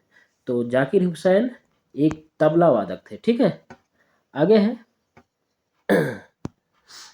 240 नंबर का प्रश्न है, निम्नलिखित में से कौन सी रचना कर्नाटक संगीत के भक्ति के रूप में दर्शाती है? कर्नाटक संगीत के भक्ति रूप को दर्शाती है। तो इसका जो सही उत्तर है 240 नंबर के प्रश्न का वो है ऑप्शन नंबर बी, यानी कि देवरा नाम जो है ये कर्नाटक संगीत के भक्ति रूप को दर्शाती है। अगले है 241 नंबर का प्रश्न है, निम्नलिखित में से किसने द पैलेस ऑफ इल्यूजन्स पुस्तक लिखी? तो 241 नंबर का प्रश्न का जो सही उत्तर है वो है option number B, Chitra Banerjee Divakaruni ने द पैलेस ऑफ इल्यूजन्स पुस्तक लिखी। आगे है 242 नंबर का प्रश्न है, निम्नलिखित में से किस पूर्व रॉ प्रमुख ने ए life in the shadows A memoir नामक पुस्तक लिखी है? तो 242 नंबर के प्रश्न का जो सही उत्तर है वो कौन सा है? वो है ऑप्शन नंबर सी, AS दुलात ने ए life in the shadows A memoir नामक पुस्तक लिखी है। ठीक है, आगे है 243 नंबर का प्रश्न है, कर्नाटक संगीत के पितामह के रूप में किसे सम्मानित किया गया? तो इसका जो सही उत्तर है वो है ऑप्शन नंबर ए, यानी कि पुरंदरदास को कर्नाटक संगीत के पितामह के रूप में सम्मानित किया गया। ठीक है, आगे है निम्नलिखित में से कौन पंजाबी लोकगीत और बिना सांस लिए लंबे अलाप गाने के लिए प्रसिद्ध थी? कौन इसमें से पंजाबी लोकगीत और बिना सांस लिए लंबे अलाप गाने के लिए प्रसिद्ध थी? उनका नाम बताना है। तो उनका नाम है ऑप्शन नंबर बी, यानी कि गुरमीत बावा। ऑप्शन नंबर बी इसका करेक्ट आंसर है। आगे बढ़ते हैं 245 नंबर के प्रश्न पर। ओणम त्यौहार, नाम से ही आपने उत्तर देख लिया होगा कि ओणम त्यौहार भारत के किस राज्य में मनाया जाता है? तो ऑप्शन नंबर बी, केरल राज्य में मनाया जाता है। अगला है 246, कौन सा संगीत रूप शास्त्रीय कर्नाटक संगीत में घनिष्ठ रूप से संबंधित है? तो 246 का जो सही उत्तर है वो है ऑप्शन नंबर डी, गीतम जो है ये शास्त्रीय संगीत, ये शास्त्रीय कर्नाटक संगीत से घनिष्ठ रूप से संबंधित है, गीतम। ठीक है, आगे है 247 नंबर का प्रश्न है, निम्नलिखित में से किसने महिलाओं की शिक्षा के पक्ष में तर्क देने के लिए कुरान की आयतों को पुनर्व्याख्या की? ये इंपॉर्टेंट प्रश्न हो सकता है कि किसने महिलाओं की शिक्षा के पक्ष में तर्क देने के लिए कुरान की आयतों की पुनर्व्याख्या की।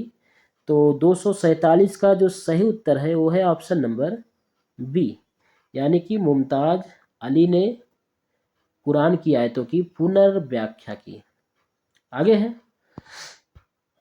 248, किसने अटल सुरंग का निर्माण किया है? इसमें से किस प्राधिकरण ने या किस विभाग ने अटल सुरंग का निर्माण किया है? इम्पॉर्टेंट प्रश्न भी है, ये ध्यान रखिएगा कि किसने अटल सुरंग का निर्माण किया है। 248 नंबर का प्रश्न का जो सही उत्तर है वो है ऑप्शन नंबर ए, सीमा सड़क संगठन। सीमा सड़क संगठन ने अटल सुरंग का निर्माण किया है। आगे है 249 नंबर का प्रश्न है, पेरिस 2024 पैरा ओलंपिक समारोह में भारत के ध्वजवाहक कौन थे? तो 249 नंबर का प्रश्न जो है उसका जो सही उत्तर है वो है option number C, Harvinder Singh और Preeti Pal. 2024 Paris Para Olympic में भारत के ध्वजवाहक थे हरविंदर सिंह और प्रीति पाल। अब है 250 नंबर का प्रश्न है। 250 नंबर का प्रश्न है, निम्नलिखित में से कौन सा शास्त्रीय हिंदुस्तानी गायक, इसमें से कौन एक शास्त्रीय हिंदुस्तानी गायक थे? इसका जो सही उत्तर है वो बताना है, शास्त्रीय हिंदुस्तानी गायक थे कौन इसमें से? तो 250 का जो सही उत्तर है वो है ऑप्शन नंबर सी, यानी कि बेगम अख्तर जो थे ये शास्त्रीय हिंदुस्तानी गायक थे। ठीक है, 51 की तरफ। तो 251 नंबर का प्रश्न है कि सास, अरे वो वाली सास नहीं जो कि आपके घर में है, ये ऐसी सास है जिससे हम लोग टोस्ट खाते हैं या कोई चटनी, या जो चटनी की तरह होती है। ठीक है, सास को गाढ़ा करने और ब्रेड और पेस्ट्री के उत्पादन में प्रयुक्त होने वाली मुख्य विधि का नाम बताना है। तो इसमें जो सही उत्तर है 251 नंबर के प्रश्न का वो कौन सा है?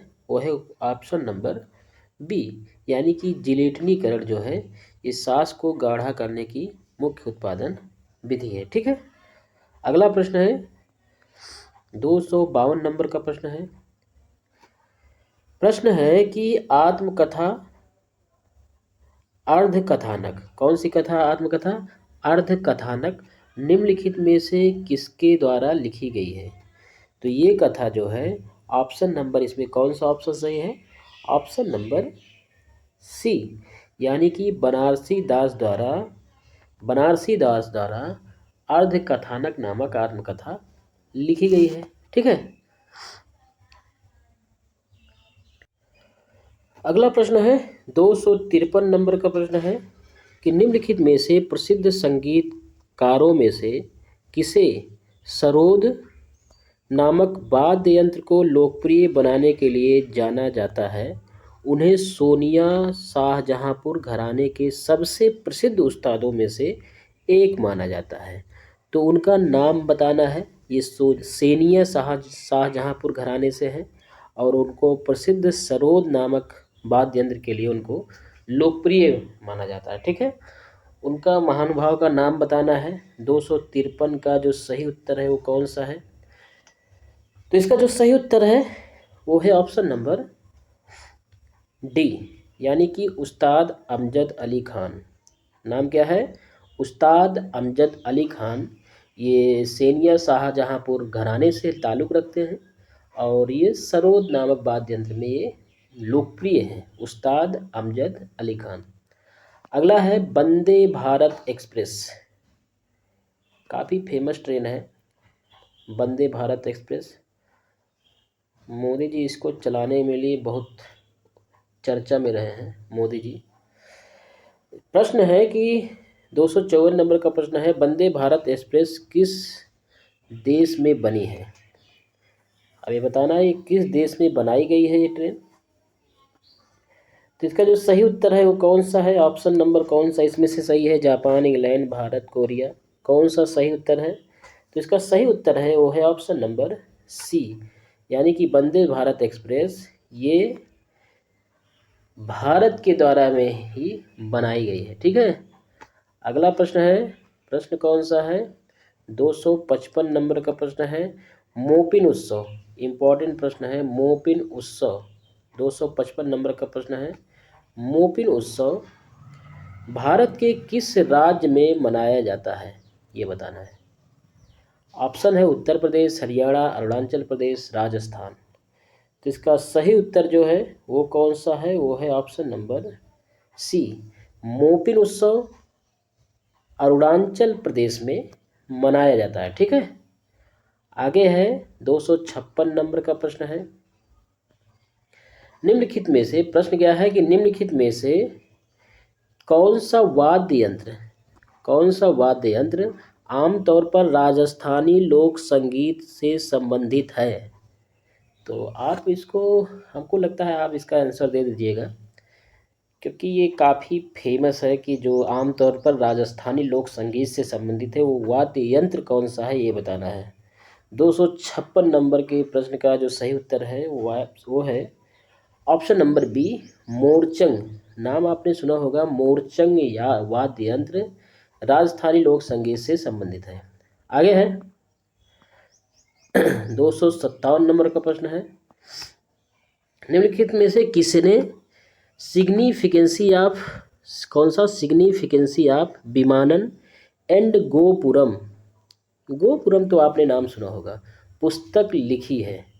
Significancy of vimanam and gopuram नामक पुस्तक किसने लिखी है। तो इसका सही उत्तर देना है, किसने लिखी है, आनंद गौड़ है या रवींद्रनाथ थापर है, शशि थरूर, गणपति स्थपति है। तो इसमें जो सही उत्तर है वो कौन सा है, तो सही उत्तर है ऑप्शन नंबर डी, यानी कि doctor V Ganapati Sthapati, doctor V Ganapati Sthapati इसके सही उत्तर है। इन्होंने लिखा था significance of vimanam and gopuram. ठीक है,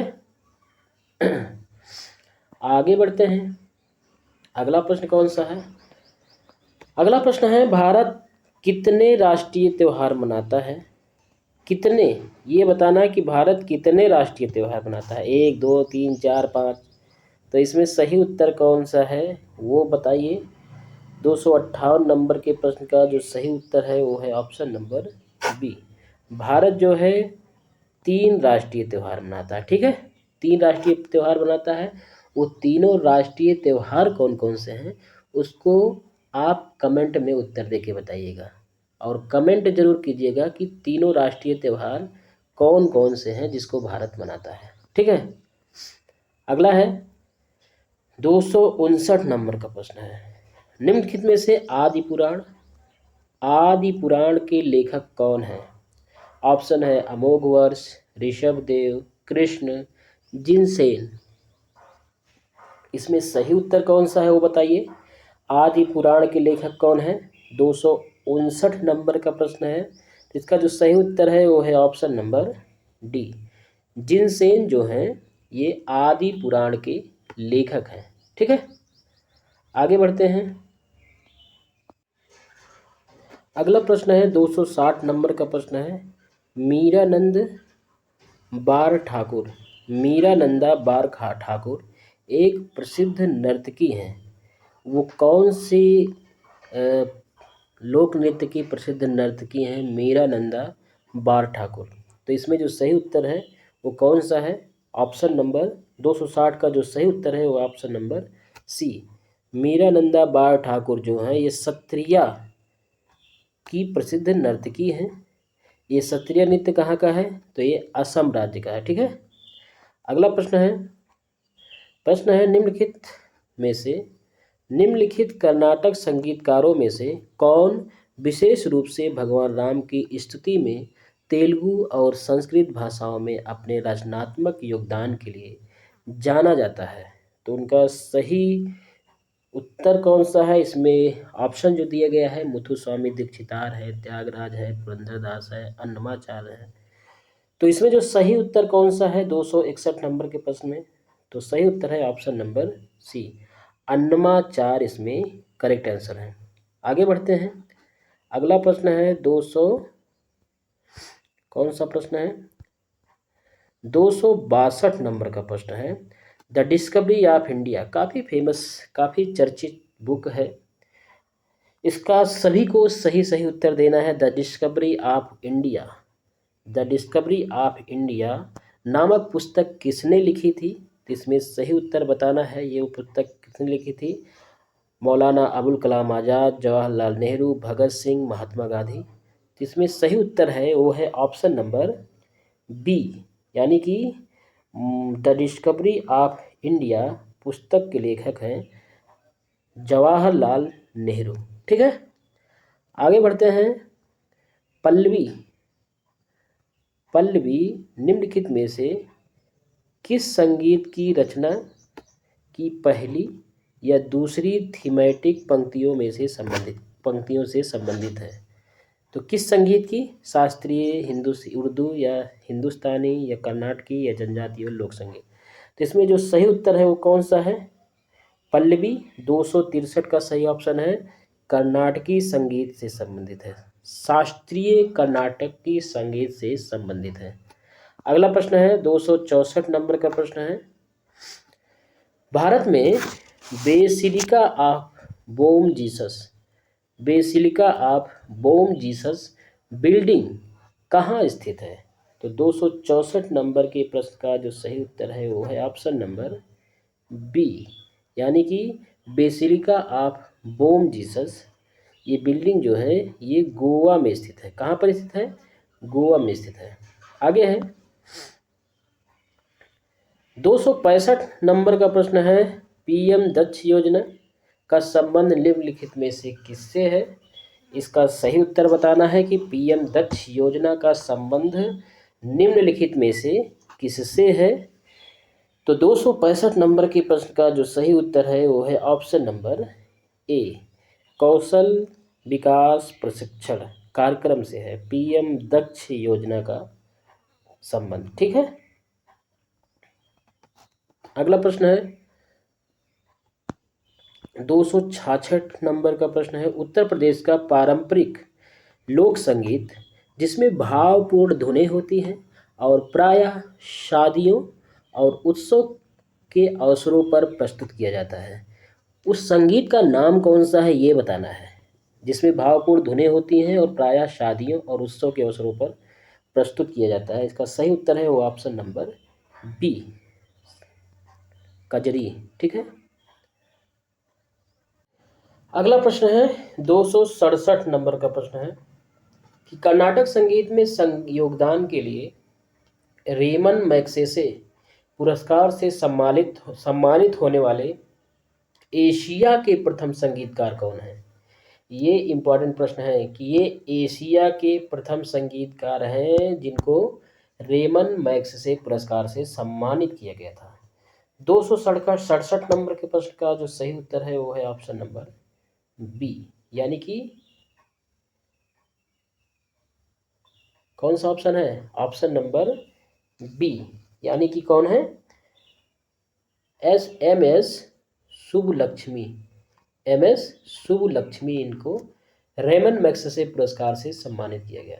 आगे बढ़ते हैं 268 नंबर का प्रश्न है कि कहानी पुस्तक डॉलर बहू निम्नलिखित में से किसने लिखी है? तो इसका जो सही उत्तर है वो कौन सा है? ऑप्शन नंबर डी, डॉक्टर सुधा मूर्ति ने डॉलर बहू नामक कहानी लिखी है। ठीक है, अगला प्रश्न है वो कौन सा है? महाभाष्य ग्रंथ की रचना, इंपॉर्टेंट ग्रंथ है, महाभाष्य ग्रंथ की रचना निम्नलिखित में से किसके द्वारा की गई थी? ऑप्शन में दिया गया है हाल, पतंजलि, बाणभट्ट, पाणिनि। तो इसका जो सही उत्तर है 269 नंबर के प्रश्न का सही उत्तर बताना है। इसका जो सही उत्तर है वो है ऑप्शन नंबर सी, यानी कि महाभाष्य ग्रंथ की रचना बाणभट्ट के द्वारा की गई थी, पतंजलि के द्वारा महाभाष्य ग्रंथ की रचना की गई थी।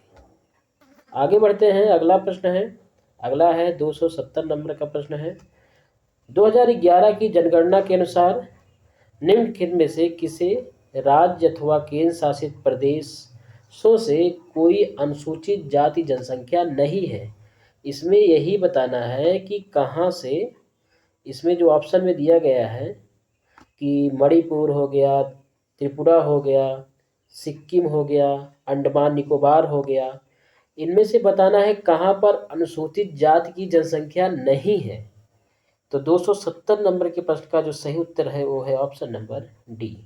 अंडमान निकोबार में, अंडमान निकोबार द्वीप समूह में अनुसूचित जाति की जनसंख्या नहीं है। अगला है 271 नंबर का प्रश्न है, निम्नलिखित में से किसे संगीतकार ने दादा साहब फाल्के पुरस्कार जीता है? किस संगीतकार ने दादा साहब फाल्के पुरस्कार जीता है? वैसे जीता है तो कई लोगों ने, इसमें से जो ऑप्शन 4 दिए गए हैं इसमें से बताना है। पहला है मोहम्मद रफ़ी ने, दूसरा ऑप्शन है AR रहमान ने, तीसरा ऑप्शन है किशोर कुमार ने, चौथा ऑप्शन है गुलजार ने। तो इसमें से बताना है किसने दादा साहब फाल्के पुरस्कार जीता है। तो 271 नंबर के प्रश्न का जो सही उत्तर है वो है ऑप्शन नंबर डी, यानी कि गुलजार साहब ने दादा साहब फाल्के पुरस्कार जीता है। आगे बढ़ते हैं। एक बात ध्यान रखिएगा, इस प्रश्न में आपको ऑप्शन अलग दे सकता है, हो सकता है उसमें गुलजार ना दे करके कोई दूसरा संगीतकार का नाम दे दे, तो इसको ध्यान रखिएगा। जरूरी नहीं है ये प्रश्न आए, लेकिन ऐसा प्रश्न आता जरूर है। दादा साहब फाल्के पुरस्कार से संबंधित एक प्रश्न आपके एग्जाम में जरूर मिलेगा, चाहे वो संगीतकार को दिया गया हो या कोई एक्टर को दिया गया हो, जैसे कि रजनीकांत को मिला और ये अमिताभ बच्चन जी को मिला, तो ये सब भी पूछे जा सकते हैं। तो ध्यान रखिएगा कि ये इम्पॉर्टेंट नहीं है कि इसमें ये ऑप्शन इम्पॉर्टेंट नहीं है। इम्पॉर्टेंट है दादा साहब फाल्के पुरस्कार इम्पॉर्टेंट है, और इम्पॉर्टेंट है कि किसको मिला है ये इम्पॉर्टेंट है। ठीक है, तो जो 2 4 5 जो इम्पॉर्टेंट एक्टर संगीतकार हैं उनका नाम याद कर लीजिएगा, या फिर जो रिसेंट में जिसको दादा साहब फाल्के पुरस्कार मिला अभी 2025 या 26 में, उनको याद कर लीजिएगा। इसी में से प्रश्न बनेगा। ठीक है, आगे बढ़ते हैं। अगला प्रश्न है, प्रश्न क्या है कि कर्नाटक शास्त्रीय संगीत में नाद ध्वनि के दो प्रकार, एक है तो आहत, दूसरा प्रकार कौन सा है ये बताना है। ऑप्शन है सरी राजा, चरमजा, लोहाजा या अनाहत। तो इसमें जो सही उत्तर है 272 नंबर के प्रश्न का, तो वो है ऑप्शन नंबर डी, यानी कि आहत और अनाहत नाद ध्वनि के दो प्रकार हैं। ठीक है, आगे बढ़ते हैं। अगला प्रश्न है, अमर जीवन पुस्तक का नाम है अमर जीवन पुस्तक किस भाषा में लिखी गई है? 273 नंबर के प्रश्न का सही उत्तर कौन सा है? तो है ऑप्शन नंबर सी, अमर जीवन पुस्तक जो है ये बंगाली भाषा में लिखी गई है। ठीक है दोस्तों, ये ध्यान रखिएगा, यदि आपको ये वीडियो पसंद आ रहा हो तो कम से कम अपनी उंगली से ही टिक करना है। तो वीडियो को लाइक कर दीजिए, चैनल को सब्सक्राइब कर दीजिए।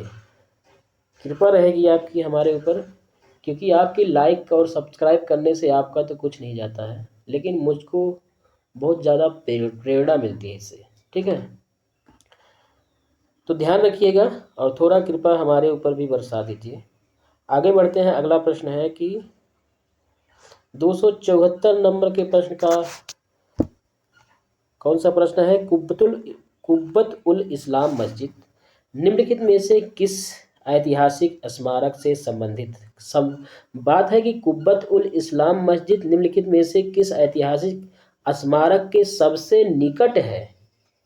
ऑप्शन में है कुतुब मीनार, हुमायूं का मकबरा, जामा मस्जिद, तुगलकाबाद का किला। तो इसमें जो सही उत्तर है वो कौन सा है ये बताना है। यदि आप ने कभी दिल्ली गए होंगे, यदि आप, तो वहाँ पर आप अगर कुतुब मीनार के पास गए होंगे तो कुतुब मीनार के पास ही कुब्बतुल इस्लाम मस्जिद स्थित है। ठीक है, तो इसका जो सही उत्तर है वो है ऑप्शन नंबर ए। आगे है कि 275 नंबर का प्रश्न है कि कोच्चि में सेंट फ्रांसिस चर्च का क्या नाम है? सेंट फ्रांसिस चर्च इमारत के वास्तुकार निम्नलिखित में से कौन थे? तो 275 नंबर के प्रश्न का जो सही उत्तर है वो कौन सा है? तो वो है ऑप्शन नंबर डी, यानी कि पेड्रो अल्वारेज डी कैब्रल, यही थे सेंट फ्रांसिस चर्च के वास्तुकार। आगे बढ़ते हैं। 276 नंबर का प्रश्न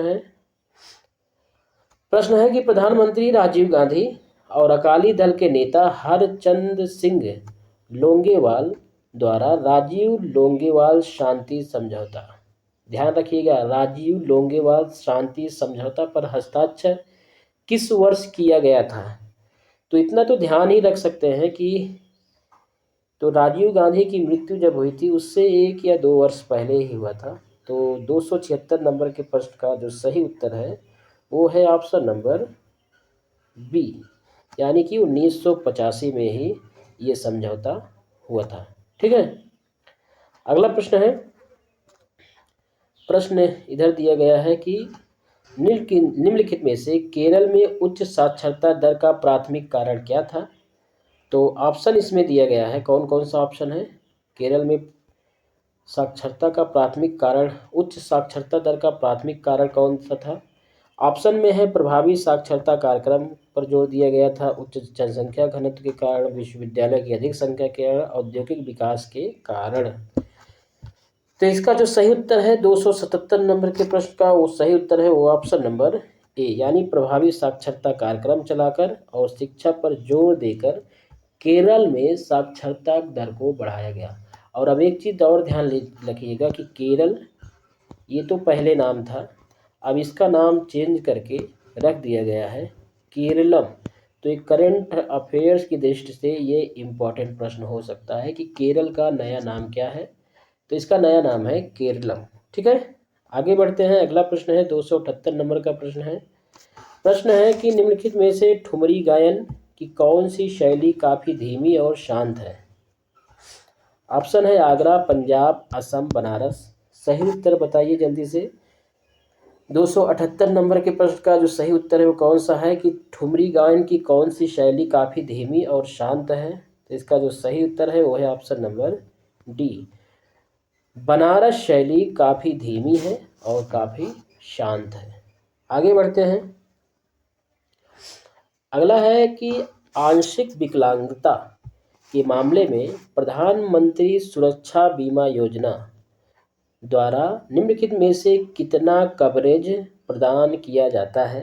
तो सही उत्तर आपको बताना है, प्रधानमंत्री सुरक्षा बीमा योजना द्वारा निम्नलिखित में से कितना कवरेज प्रदान किया जाता है? तो इसका सही उत्तर है 279 नंबर के प्रश्न का सही उत्तर है ऑप्शन नंबर बी, यानी कि 1 लाख रुपए प्रदान किया 1 लाख रुपए तक का कवरेज प्रदान किया जाता है। ठीक है, अगला प्रश्न है 280 नंबर का प्रश्न है, कोच्चि में सेंट फ्रांसिस चर्च बिल्डिंग का निर्माण कब हुआ था? तो इसका जो सही उत्तर है वो बताना है, सेंट फ्रांसिस चर्च बिल्डिंग का निर्माण कब हुआ था? तो ये है ऑप्शन नंबर डी, यानी कि 1503 में सेंट फ्रांसिस चर्च बिल्डिंग का निर्माण हुआ था। आगे है 281 नंबर का प्रश्न है कि प्रथम एशियाई खेल किस वर्ष में नई दिल्ली भारत में आयोजित किए गए थे? प्रथम एशियाई खेल, ध्यान रखिएगा, किस वर्ष में भारत में आयोजित किए गए थे? तो इसका सही उत्तर है ऑप्शन नंबर डी, यानी कि प्रथम एशियाई खेल 1951 में भारत में आयोजित किए गए थे। आगे बढ़ते हैं। अगला प्रश्न है 282 नंबर का प्रश्न है कि भारत की समुद्रयान परियोजना का एक हिस्सा मत्स्य 6000 किस प्रकार की वस्तु या यंत्र है? मत्स्य 6000 ये किस प्रकार की वस्तु या यंत्र है? इसका सही उत्तर है 282 नंबर के प्रश्न का जो सही उत्तर है वो है ऑप्शन नंबर ए, मानवयुक्त पनडुब्बी। मानवयुक्त पनडुब्बी ये जो है मत्स्य 6000 है। ठीक है, अगला प्रश्न है 283, यानी कि निम्नलिखित ऐतिहासिक संगीतकारों में से किसे कर्नाटक संगीत में सरली वरीसा और सप्तताल अलंकार को सूत्रबद्ध करने का श्रेय दिया जाता है। तो 283 नंबर के प्रश्न का जो सही उत्तर है वो है ऑप्शन नंबर सी, पुरंदरदास को कर्नाटक संगीत में सरली वरीसा और सप्तताल अलंकार को सूत्रबद्ध करने का श्रेय दिया जाता है। अगला है 284 नंबर का प्रश्न है कि निम्नलिखित में से किस वर्ष में a brush with life an autobiography किसने लिखी है? A brush with life an autobiography किसने लिखी थे? 284 नंबर का प्रश्न है। इसका सही उत्तर है ऑप्शन नंबर ए। सॉरी, किसने लिखी गई थे नहीं, किस वर्ष लिखी गई थी। ध्यान रखिएगा, ये है a brush with life and autobiography. ये किस वर्ष लिखी गई थी? 1997 में लिखी गई थी। और किसने लिखी थी इसको आप लोग कमेंट करके बताइएगा, ठीक है। A brush with life and autobiography किसने लिखी थी, ठीक है। अगला प्रश्न है, अब है 285 नंबर का प्रश्न है कि निम्नलिखित में से कौन शास्त्रीय हिंदुस्तानी संगीत में ख्याल से संबंधित है? ख्याल, इसका सही उत्तर है वो है 285 का जो सही उत्तर है वो है ऑप्शन नंबर सी, यानी कि अमीर खुसरो जो हैं ये ख्याल से संबंधित हैं। अगला प्रश्न है, निम्नलिखित में से कौन सी नृत्य शैली हिंदुस्तानी संगीत शैली से संबंधित है? तो इसका जो सही उत्तर है वो कौन सा है, इसमें से बताना है। कथक, सत्रिय, कथकली, भरतनाट्यम, इसमें से कौन सी नृत्य शैली हिंदुस्तानी संगीत शैली से संबंधित है? तो 286 का सही उत्तर है वो है ऑप्शन नंबर ए, ठीक है। अगला प्रश्न है, संयुक्त राष्ट्र महासभा के 79वें सत्र की महासभा किस तारीख को शुरू हुई थी? ये तो करंट का प्रश्न है तो ये पढ़ने की जरूरत नहीं है। आगे है, निम्नलिखित में से कौन सा राज्य झूरी नृत्य, ध्यान रखिएगा, झूरी नृत्य के लिए जाना जाता है? कौन सा राज्य झूमर से जुड़ा है और इसमें पुरुष और महिलाएं दोनों गाते और नृत्य करते हैं? मोस्ट इंपॉर्टेंट प्रश्न है झूरी नृत्य। तो इसका 288 का जो सही उत्तर है वो कौन सा है? झूरी नृत्य। इसका जो सही उत्तर है वो है 288 नंबर के प्रश्न का वो है ऑप्शन नंबर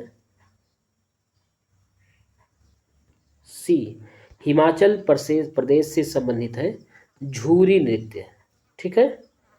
आगे है, ये प्रश्न इंपॉर्टेंट हो जाता है। क्यों इंपॉर्टेंट हो जाता है?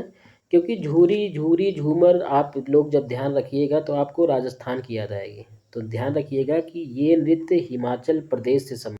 तो 288 नंबर के प्रश्न में ये चीज़ ध्यान रखिएगा, क्योंकि इसमें ये इम्पॉर्टेंट प्रश्न हो सकता है, क्योंकि इसमें कन्फ्यूजन बहुत ज़्यादा रहेगा। किसी भी अभ्यर्थी को इसमें कन्फ्यूजन जरूर होगा कि वो राजस्थान लगाए या हिमाचल प्रदेश। तो इसका जो सही उत्तर है वो है हिमाचल प्रदेश से संबंधित है झूरी नृत्य। अगला प्रश्न है कि निम्नलिखित असाधारण संगीतकारों में से कौन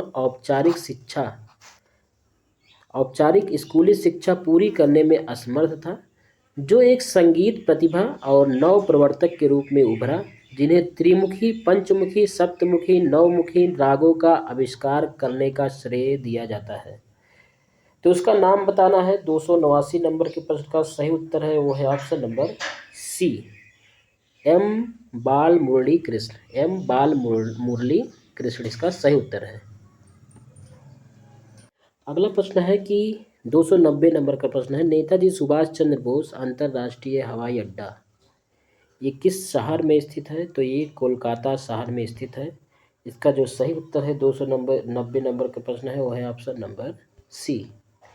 अगला प्रश्न है कि 291 नंबर का प्रश्न है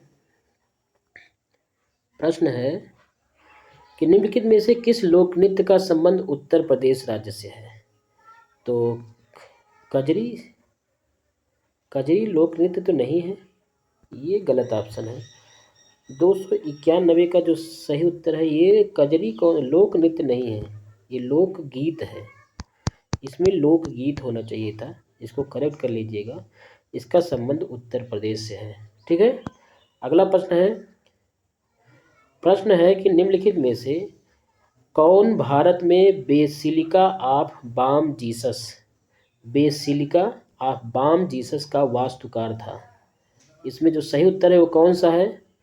292 का जो सही उत्तर है वो कौन सा है? ऑप्शन किधर है? ऑप्शन है इधर। सही उत्तर है इसमें 292 का ऑप्शन नंबर डी, यानी कि जूलियाओ सीमो और डोमिसोंग फर्नांडिस। सीमो फर्नांडिस आप याद रखिएगा, इससे आपको समझ में आ जाएगा बेसिलिका और सीमो फर्नांडिस। ठीक है, अगला है 293 में कुम्मी नृत्य। कुम्मी नृत्य का संबंध किस राज्य से है? इसका जो सही उत्तर है वो है ऑप्शन नंबर ए, कुम्मी नृत्य का संबंध तमिलनाडु से है। आगे है मास्टरपीस ऑफ विजयनगर आर्ट किसने लिखा है? मास्टरपीस ऑफ विजयनगर आर्ट किसने लिखा है? 294 का सही उत्तर है वो है option number C, doctor Sindgi Rajshekhar. Doctor Sindgi Rajshekhar. अगला प्रश्न है 295 नंबर का प्रश्न है, निम्नलिखित में से किस राज्य में अद्वितीय चिल्ला ए कला, ध्यान रखिएगा ये प्रश्न इंपॉर्टेंट है, चिल्ला ए कला शीत ऋतु का अनुभव होता है? किस राज्य में? ऑप्शन है असम, कश्मीर, तमिलनाडु, केरल। तो 295 नंबर के प्रश्न का जो सही उत्तर है वो है ऑप्शन नंबर सी, यानी कि कश्मीर में चिल्ला ए कला शीत ऋतु का अनुभव होता है। ठीक है, अगला प्रश्न है 296 नंबर का प्रश्न है, भारत सरकार ने स्मार्ट सिटी मिशन की शुरुआत की? कब शुरुआत की इसकी स्मार्ट सिटी मिशन की? काफ़ी चर्चित मिशन है जो कि प्रधानमंत्री माननीय श्री नरेंद्र मोदी जी के द्वारा इसको शुरुआत किया गया था। तो इस मिशन की शुरुआत कब की गई थी? सक्सेस हुआ या नहीं सक्सेस हुआ कि वो अलग का विषय है, वो आप लोग अपना इस मिशन इसके बारे में पढ़ के इसका मूल्यांकन कर सकते हैं, कितना सफल हुआ ये मिशन, कितना सफल नहीं हुआ। ठीक है, यहाँ पर हम बात करते हैं कि इसकी शुरुआत कब हुई थी। तो 296 नंबर का प्रश्न का जो सही उत्तर है वो है ऑप्शन नंबर बी, यानी कि 25/6/2016। 25 जून 2000 सॉरी, ये 2016 में नहीं शुरुआत हुई थी इसकी। 296 नंबर के प्रश्न का जो सही उत्तर है वो है ऑप्शन नंबर बी, यानी कि 25 जून तो था लेकिन 2015 में इसकी शुरुआत हुई थी। 25 जून 2015 में इस मिशन की शुरुआत हुई थी, इसको ध्यान में रखिएगा। ठीक है, अगला है ओंकार वाट मंदिर जो भगवान विष्णु को समर्पित है। 12वीं शताब्दी में कंबुजा जो कि कंबोडिया के राजा, उस राजा का नाम बताना है जिनके द्वारा ये ओंकार वाट मंदिर बनवाया गया था। ठीक है, ऑप्शन है सूर्यवर्मन द्वितीय, यशोवर्मन प्रथम, जयवर्मन द्वितीय, इंद्रवर्मन प्रथम। तो 297 नंबर के प्रश्न का जो सही उत्तर है वो है ऑप्शन नंबर ए, यानी कि सूर्यवर्मन द्वितीय के द्वारा ओंकार वाट मंदिर बनवाया गया था। ठीक है, अगला है 298 नंबर का प्रश्न है, निम्नलिखित में से कौन सा शास्त्रीय हिंदुस्तानी संगीत का घराना नहीं है? आगरा घराना तो है, ये तो सब जानते हैं आगरा घराना है, इसमें बताना है कौन सा घराना नहीं है। तो किराना घराना ये है, तंजावुर घराना पता नहीं, ग्वालियर घराना भी, यानी कि तंजावुर घराना इसमें करेक्ट आंसर है, क्योंकि ये तंजावुर नाम का कोई घराना नहीं है हिंदुस्तानी शास्त्रीय संगीत का, लेकिन आगरा घराना, किराना घराना, ग्वालियर घराना ये सभी घराने थे। अगला प्रश्न है 299 नंबर का प्रश्न है कि भारत के केरल राज्य के कोच्चि शहर में बोलगट्टी पैलेस स्थापत्य शैली में बनाया गया था? किसके द्वारा ये बनाया गया था? 299 नंबर का प्रश्न है, ऑप्शन नंबर डी इसका करेक्ट आंसर है, डच के द्वारा। भारत के केरल राज्य में के कोच्चि शहर में बोलगट्टी पैलेस जो है ये डच के द्वारा बनाया गया था। 300 नंबर का प्रश्न है, निम्नलिखित में से कौन सा राज्य बिहू संगीत, मोस्ट इम्पॉर्टेंट प्रश्न, बिहू संगीत के लिए जाना जाता है? तो इसका जो सही उत्तर है वो है ऑप्शन नंबर सी। बिहू संगीत जो है ये असम राज्य में फेमस है और यहाँ पर सत्रिया नृत्य यहाँ का शास्त्रीय नृत्य है, ये भी असम राज्य में फेमस है। ठीक है।